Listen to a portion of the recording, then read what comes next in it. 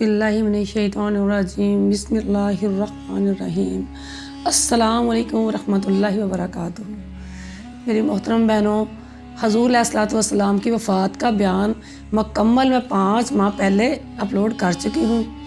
आप लिंक में जाके आई बटन में जाके चेक कर सकती हैं, आपको उसका लिंक मिल जाएगा।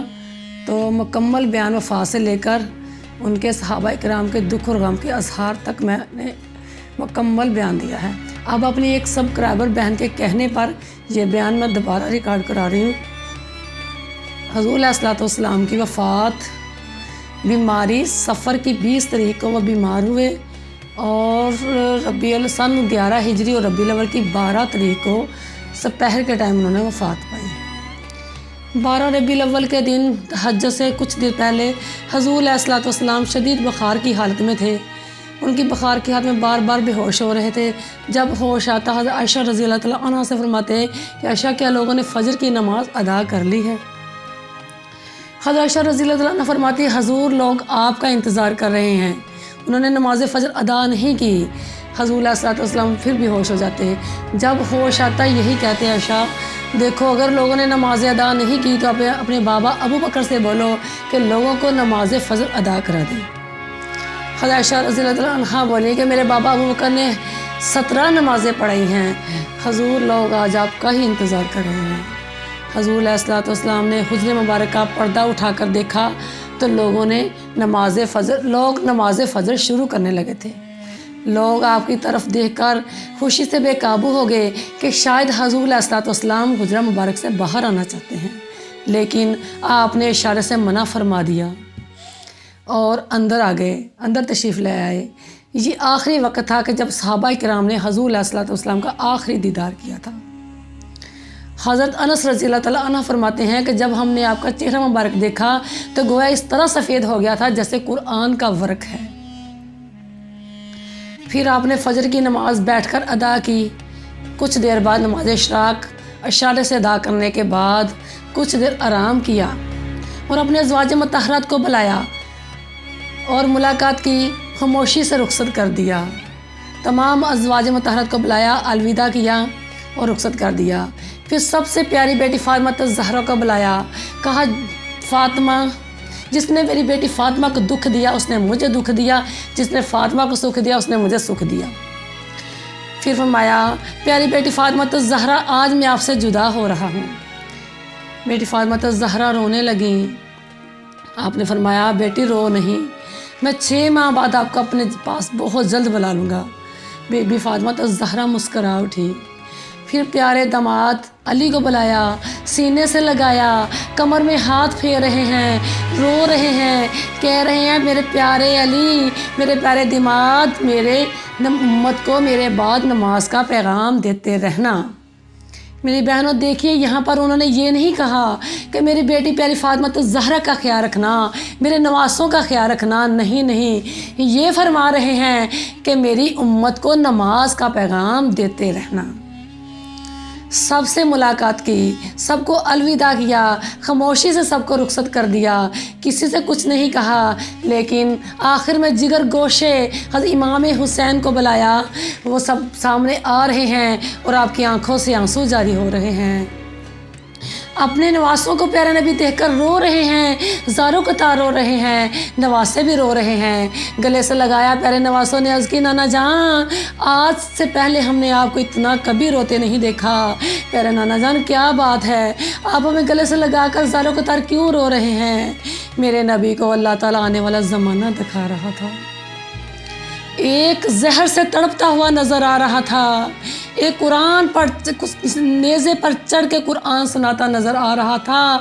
करबला की तपती रेत पर घोड़े दौड़ते हुए देख रहे थे, फिर भी रब से बच्चों के लिए कुछ नहीं मांगा, जो मांगा इस उम्मत के लिए मांगा। फिर नवासों से प्यार किया, सीने से लगाया, ज़ारों के तार रोए, फिर बच्चों को रुखसत कर दिया। फिर आपने ज़ोहर की नमाज इशारे से अदा करने के बाद चंद मिनट सपहर के टाइम आराम करने के लिए लेटे तो दरवाज़े पर दस्तक हुई। فرمایا بیٹی فاطمہ زہرا دیکھو دروازے پر کون ہے؟ بی بی فاطمہ زہرا فرمایا بابا جان کوئی عرابی ہے، آج 3 دن ہو گئے ہیں، ہر روز آپ کی عیادت کو آتا ہے، لیکن میں اسے اندر آنے کی اجازت نہیں دیتی، میں اسے یہ کہہ کر واپس کر دیتی ہوں جاؤ میرے بابا کی طبیعت ٹھیک نہیں ہے، کل آنا۔ آپ نے فرمایا پیاری بیٹی یہ کوئی عرابی نہیں ہے، یہ وہ فرشتہ ہے جو ماں کو بچوں سے، باپ کو بچوں سے جدا کرتا ہے، یہ وہ اسرائیل علیہ السلام ہے جسے تمہارے پردے کا خیال ہے، جو 3 دن سے اندر آنے کی اجازت طلب کر رہا ہے، ورنہ اس نے آج تک اجازت طلب نہیں کی۔ بیٹا یہ آج آپ کے باپ کے روح اقدس قبض کر کے آپ کو یتیم بنانے کے لیے آیا ہے۔ بیٹی پردہ کرو، دروازہ کھول دو۔ بی فاطمہ زہرا رونے لگی، کہا بابا جان میں دروازہ نہیں کھولوں گی۔ آپ نے فرمایا بیٹا دروازہ کھول دو، جو آسمان سے اڑ کر اندر آ سکتا ہے اسے اندر آنا کوئی مشکل نہیں، آسمان سے اڑ کر نیچے آ سکتا ہے اسے اندر آنا مشکل نہیں، اسے صرف آپ کے پردے کا خیال ہے، بیٹی دروازہ کھول دو۔ حضرت عائشہ رضی اللہ عنہا آپ کا سر مبارک گود میں لے کر بیٹھی ہوئی تھی۔ آپ نے آواز دی اے اسرائیل اندر آ جاؤ۔ اسرائیل علیہ السلام وائٹ کپڑوں میں، سفید لباس میں اور نورانی شکل میں آپ کے پاس آ کر کھڑے ہو جاتے ہیں، کہتے ہیں اللہ کے رسول میں نے آج تک کسی کو سلام نہیں کیا، آج میں آپ کو سلام کرتا ہوں۔ اور ساتھ ہی جبریل امین حاضر خدمت ہو گئے۔ فرمایا اسرائیل نے فرمایا اے اللہ کے رسول اللہ کی طرف سے پیغام ہے کہ آپ کو اجازت ہے، آپ چاہے موت کو قبول کریں چاہے زندگی کو قبول کریں۔ تو جبریل امین پاس ہی کھڑے تھے، کہنے لگے حضور آپ کا رب آپ کے دیدار کے لیے منتظر ہے، آپ سے آپ کا رب ملنا چاہتا ہے۔ حضور علیہ الصلوۃ والسلام نے فرمایا اے جبریل امین اگر میرا رب مجھ سے ملنا چاہتا ہے تو میں اپنے رب کے پاس جانے کے لیے حاضر ہوں، جاؤ جا کے میرے رب سے ایک مرتبہ یہ کہہ دو کہ میری امت کے لیے کیا کیا ہے، میری امت کو بخشے، جو نیزہ کی تکلیف مجھے دینی ہے میری امت کو دینی وہ مجھے دے دے۔ جبریل علیہ السلام اللہ کے پاس پیغام لے کر جاتے ہیں اور واپس آتے ہیں، اللہ تعالیٰ فرماتا ہے جبریل امین میرے محبوب سے کہہ دو آپ کی امت مرنے سے سال پہلے توبہ کر لے تو میں اسے بخش دوں گا۔ حضور علیہ الصلوۃ والسلام فرمایا میری امت کو کوئی پتہ نہیں کہ اسرائیل فرشتہ یہ ظالم فرشتہ کب آ جائے۔ پھر اللہ تعالیٰ نے فرمایا اے جبریل میرے محبوب سے کہہ دو کہ مرنے سے 6 ماہ پہلے توبہ کر لے۔ آپ نے پھر قبول نہیں کیا۔ پھر اللہ تعالیٰ فرمایا جاؤ میرے محبوب سے کہہ دو میرے محبوب ہم آپ کی امت کو تنہا نہیں چھوڑیں گے، آپ کی امت مرنے سے 1 لمحہ پہلے توبہ کر لے تو ہم اسے بخش دیں گے۔ سبحان اللہ۔ اللہ تعالیٰ نے حضور علیہ الصلوۃ والسلام کی بات کو قبول کیا اور آپ نے پھر اسرائیل علیہ السلام سے کہا اسرائیل اب میں حاضر ہوں، اپنا کام کر لو۔ جب اسرائیل علیہ السلام نے آپ کے لب مبارک کے پاس جنت کے پھول کی خوشبو سنگائی تو آپ کو بے چینی بے قراری ہونے لگی، گھبراہٹ ہونے لگی، پاس ہی پانی کی لگن پڑی ہوتی ہے، اس میں ہاتھ لگاتے ہیں، چہرے پر ملتے ہیں، کہتے ہیں مجھے بڑا رفیق چاہیے، کبھی کہتے ہیں لا الہ الا اللہ پڑھتے ہیں، کبھی کہتے ہیں عائشہ موت کے لیے بہت سختیاں ہیں، پھر سینے میں پھر بے چینی گھبراہٹ ہونے لگی۔ شدت غم میں باپ کو دیکھ کر بی بی فاطمہ زہرا کی زبان سے نکل گیا وَقَرْبَ أَبَاهَا، ہائے میرے باپ کی بے چینی۔ حضور علیہ الصلوۃ والسلام نے فرمایا بیٹی آج کے بعد تمہارا باپ کبھی بے چین نہیں ہوگا۔ پھر سینے میں گرگراہٹ سی محسوس ہونے لگی، لب مبارک ہلے تو لوگوں نے آواز سنی، آپ نے فرمایا الصلاۃ وما ملکت ایمانکم، نماز لونڈی غلام کا خیال رکھو۔ پھر لا الہ الا اللہ پڑھتے ہوئے مقدس روح قدس عالم میں پہنچ گئی۔ انا للہ و انا الیہ راجعون۔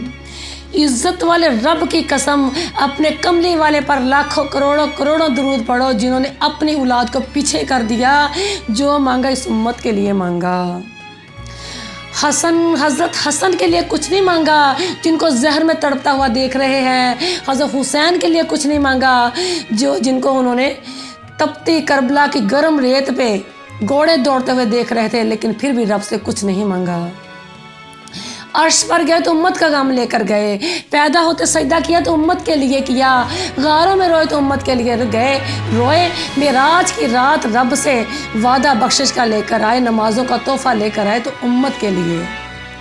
ان سارے لمحوں میں پیاری بیٹی فاطمہ الزہرا کے لیے کچھ مانگا نہیں مانگا، ازواج مطہرات کے لیے مانگا نہیں مانگا، پیارے یاروں کے لیے مانگا نہیں مانگا، جو مانگا اس امت کے لیے مانگا۔ کل جب یوم محشر کے دن ہر طرف نفس و نفسی کا عالم ہوگا، کوئی پیغمبر امت کے لیے سوال نہیں کرے گا، اس وقت ایک وہی عظیم ہستی ہوگی جو کانپتے ہوئے ہاتھوں کے ساتھ، لرزتے ہوئے بدن کے ساتھ، یا رب حبلی امتی، یا رب حبلی امتی، اللہ میری امت کو بخش دے، اللہ میری امت کو بخش دے، امت کا سوال کریں گے۔ کیا رشتہ تھا ہمارا ہمارے رب کے ساتھ؟ ہمیں جانور بھی بنا سکتا تھا، ہمیں کیڑے بنا سکتا تھا، لیکن اپنے پیارے محبوب کے صدقے ہم پر رحمت فرمائی، ہمیں اپنے پیارے محبوب کی امت سے پیدا کر کے ایک انسان بنایا۔ وما علینا الا البلاغ المبین۔